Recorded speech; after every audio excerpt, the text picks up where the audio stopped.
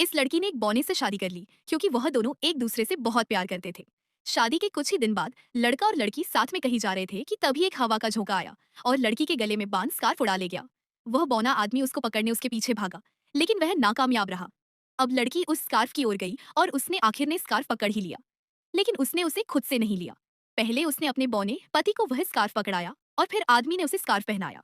अभी वह दोनों कुछ कदम ही चले थे कि तभी बगल से एक आदमी आया और उसने लड़के को अपनी तरफ खींचा और एक ऊंचे हिल का स्लीपर दिया, जिसकी वजह से आदमी अब लंबा तो लग रहा था, लेकिन वह ठीक से चल नहीं पा रहा था। तभी उसने वह स्लीपर उतारी और उस आदमी को वापस से आया।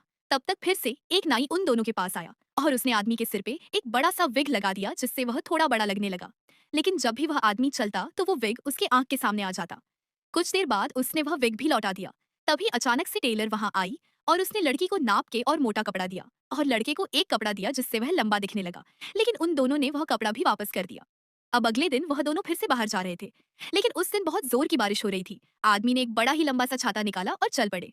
अभी वह दोनों कुछ दूर ही गए थे, तब तक एक डॉक्टर वहां आया और डॉक्टर ने दो चूहों को पकड़ा और एक में सिरिंज में भरा एक इंजेक्शन डाल दिया, जिससे वह चूहा बहुत ही मोटा हो गया।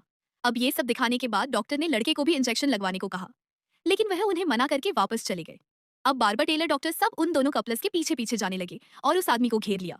यह सब देखते देखते उसकी बीवी अचानक से बेहोश होकर गिर पड़ी। डॉक्टर उसे तुरंत एडमिट करने ले गए कि तभी वह आदमी निराशा से भरा हुआ धीरे धीरे बाहर आया, क्योंकि अब उसकी बीवी इस दुनिया से जा चुकी थी। वह आदमी अपने घर गया और दरवाजा बंद कर लिया, लेकिन अभी भी यह फालतू लोग उसे अकेला नहीं छोड़ रहे थे। तभी घर का गेट खुला। वह आदमी बाहर आया एक नए लुक में, लेकिन अब उसके चेहरे पे वो खुशी नहीं थी जो उसकी बीबी जी के साथ थी।